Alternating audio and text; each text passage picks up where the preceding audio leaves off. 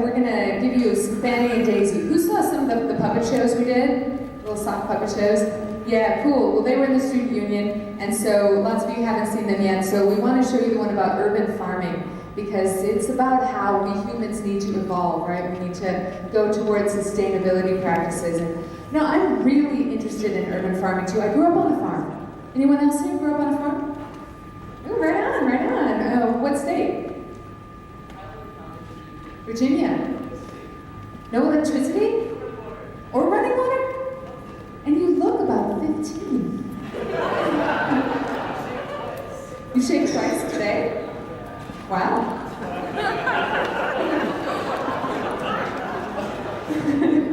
Okay, and what, over here, a couple hands, yeah, where? New York, okay, so upstate New York. All right, and then I saw, but he's running away because he doesn't want to talk to me. Well, I love the idea of bringing farming to the city. But there are some things, you know, you probably agree with me on this, there's some things that I don't think we should bring from the farm to the city. Pig riding. Yeah, my sister used to ride the pigs. A forced pig riding, was it voluntary pig riding we should bring? Okay. If anything, yeah, just voluntary. Yeah, probably not at a really what. Here's the thing. We were really poor. My sister wanted a pony, but we were poor, so she just started riding the pigs. My dad put a stop to it when she started lustering the chickens. Anyway, so are we ready? Sire at 6 for Fanny and Daisy? All right, so here's Fanny and Daisy learn about urban farming.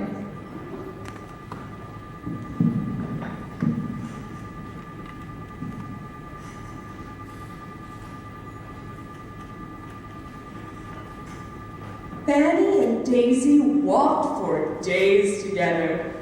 They walked past factories and alongside roads. When they were tired, they would lay down and sleep.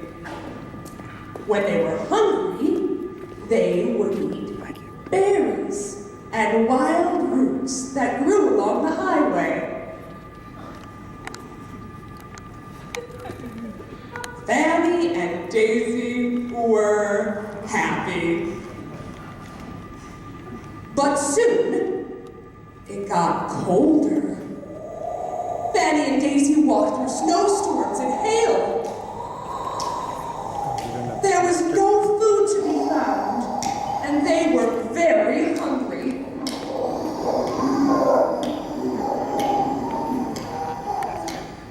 Finally, they found a big city. They tried to beg for food, but they saw no one. There are lots of buildings, said Daisy, but very few people. Fanny and Daisy were sad.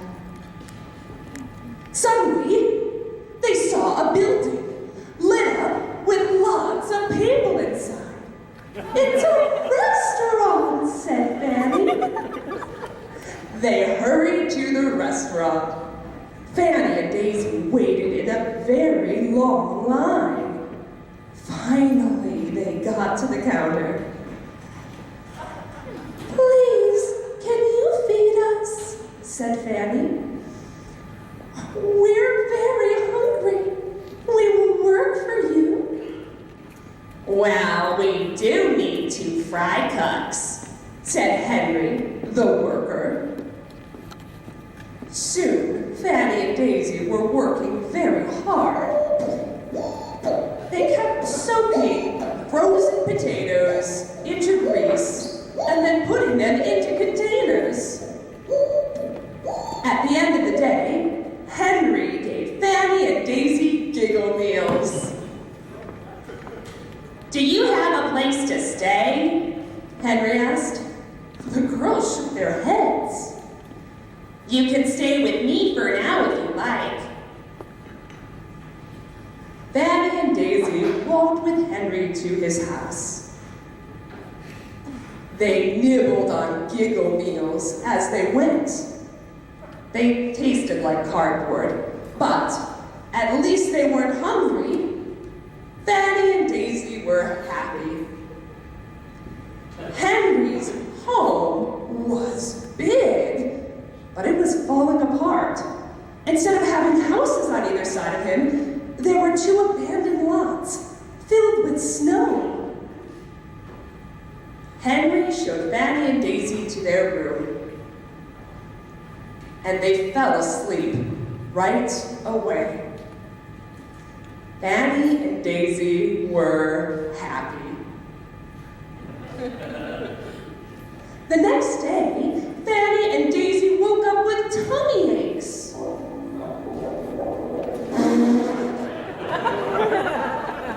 They weren't used to eating such greasy food, but they had no other choice. They had to go with Henry to work again. At the end of the day, Henry tried to give the girls giggle meals again, but Daisy said, "That food makes us sick. Isn't there a grocery store nearby?" "There used to be lots of grocery stores," said Henry, "but lots of people left the city and they took the stores with them. Now there's only fast food and candy." Fanny and Daisy took the food. They tried to be grateful. Fanny and Daisy were sad. Fanny and Daisy worked hard all through the winter. Every day, they ate giggle meals. And every morning, they woke up with tummy aches.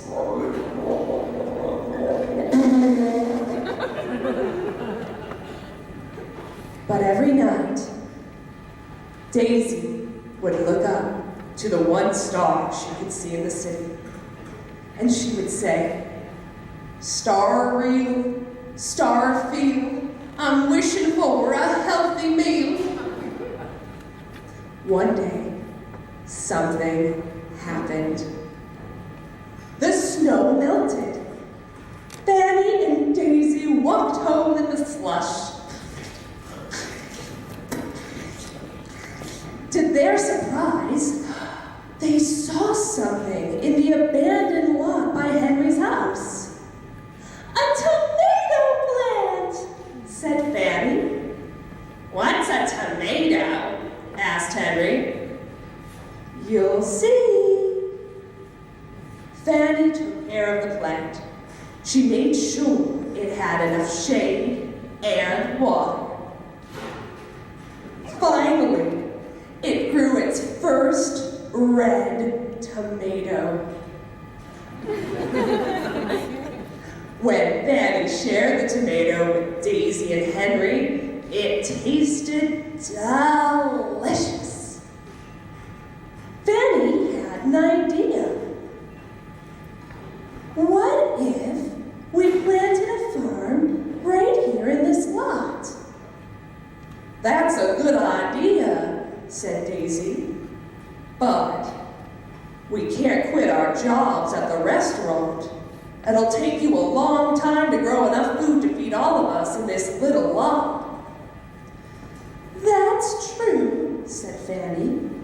"But maybe if we work together, we can grow some healthy options." "Yeah," said Henry. "I'll go tell the other workers. Maybe we can all farm together." The friends worked hard in the garden after long days of work at the restaurant.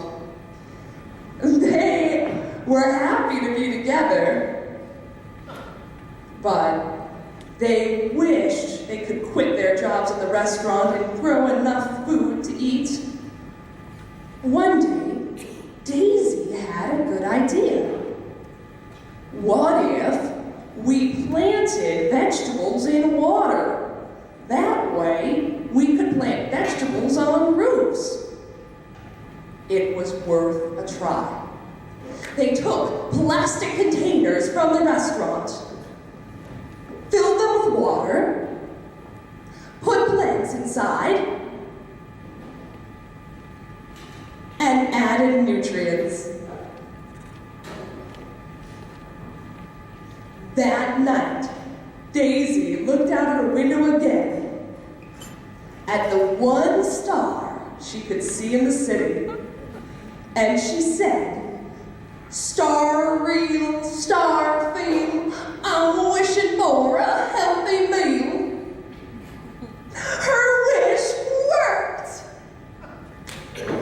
The plants grew and grew. Soon everyone was growing vegetables on their roof.